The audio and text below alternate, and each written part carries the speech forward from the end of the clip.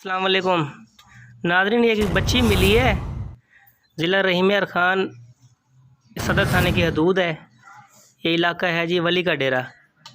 ये इधर बच्ची बेचारी जा रही थी, रो रही थी। इसको हमने पूछा कहाँ रहती हो, तो इसने बताया हमें। ये अपना नाम बता सकती है, अपने वालिद साहब को बता सकती है, वालदा का भी।